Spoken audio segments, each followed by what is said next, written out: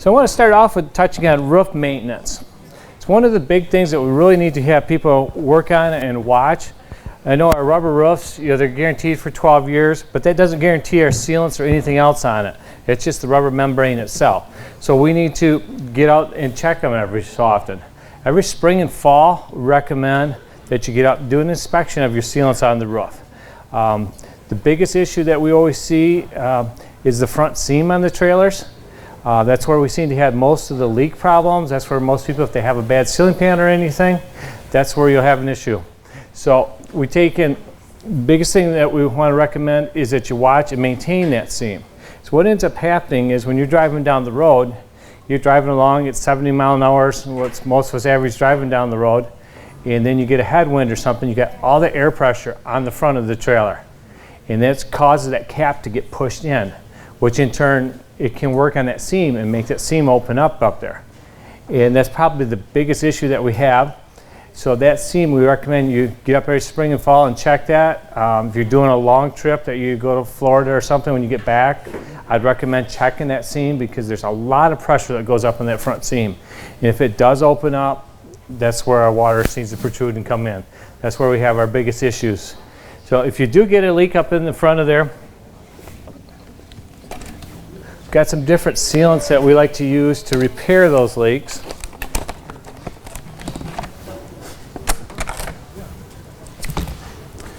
The first sealant that we would recommend is it's made by Dicor. It's a lap sealant.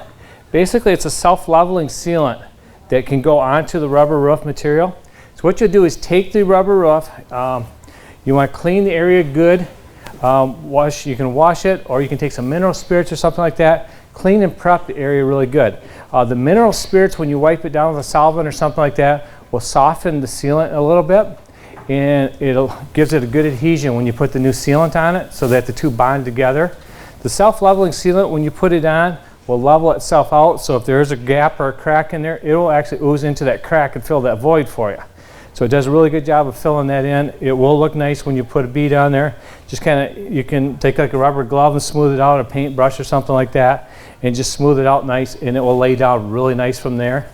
If you're doing like a major reseal, like a front seam or something like that, generally I'll use like 2 tubes of sealant up there, something like that. Going around a roofing or something, if you can do it heavily, you would use a tube. If you're just spot sealing, just looking over the roof like in the spring and the fall, and you don't have any real major aging or anything like that going on, you may just pick up a tube and just, if you find a crack or a void, if there's a little crack on the edge here where the roof meets the rubber here, meets the vent here, just put a little bead of caulk right there. It seals it up, takes care of the problem there.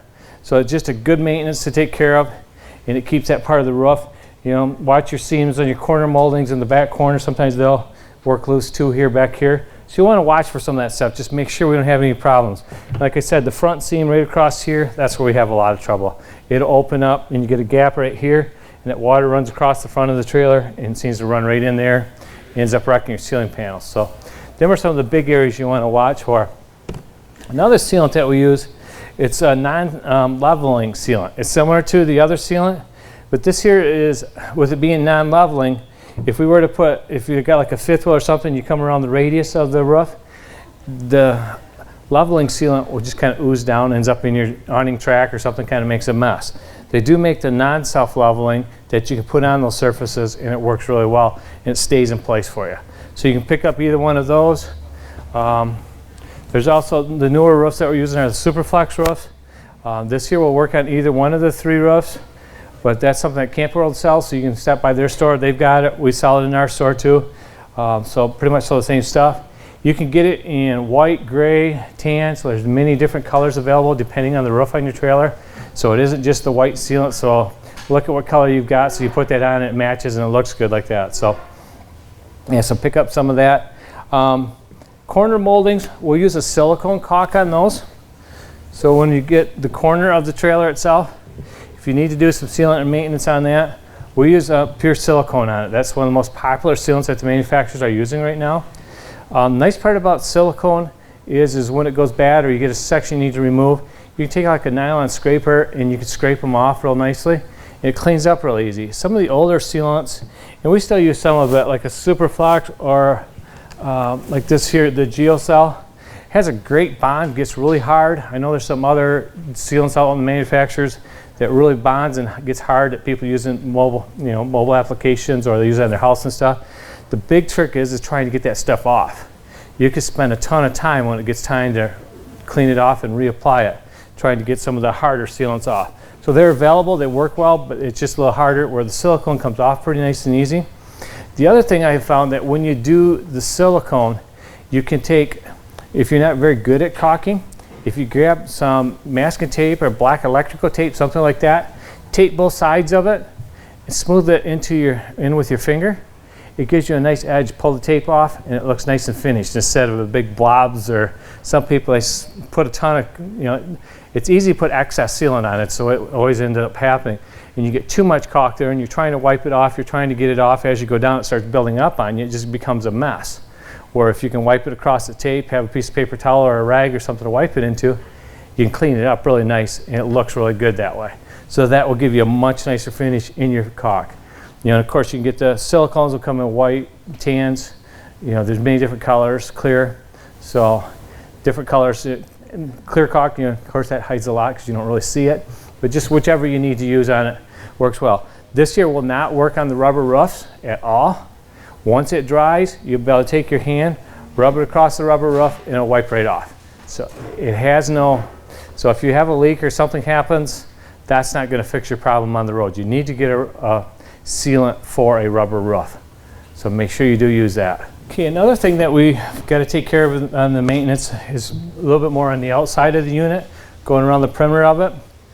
The corner moldings, like the moldings across here and stuff, they'll be sealed up with a silicone that needs to be redone, so you want to keep an eye on them. Slide rooms and stuff, when they get compressed shut, there's a lot of stress that can go on to them because we're compressing that seal in there.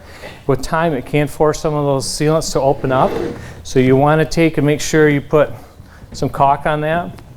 Perimeters around here. The bottom one here is quite popular for, it seems like the bottom one gets a little bit more pressure on it, and it can work itself open. So just kind of keep an eye on those different areas. Make sure that you get caulk on them to keep them sealed up good, so you don't have any issues there.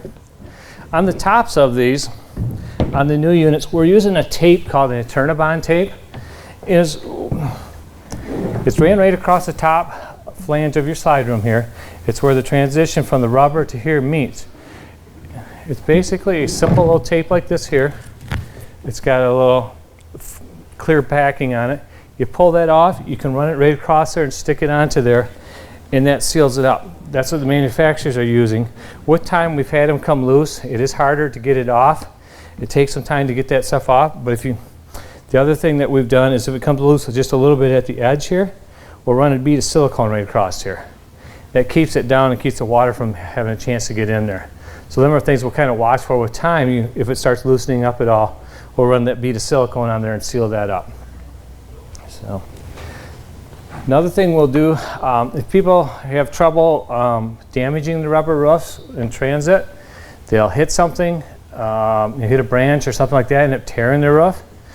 Dicor makes a nice little patch kit that you can use for repairing that. The Eternabond tape here, it will work for a quick patch too, but I found that these patches actually, they have a better adhesion, and the nice part is it gives you a tube of caulk with it, so you can use that tube of caulk. Once you put your patch on it, you peel the back off, clean the surface good with some mineral spirits or some soap and water, just something to get it good and clean so you can get a good adhesion. Stick it down, and then there's this yellow part comes off, and then it's just a nice white patch. After that, you can cut open the tube of caulk, and you can caulk around the perimeter of it, and it seals it down really good. And so that can be a quick patch to take care of the RV for a while until you're able to get it in and get a different roof on it.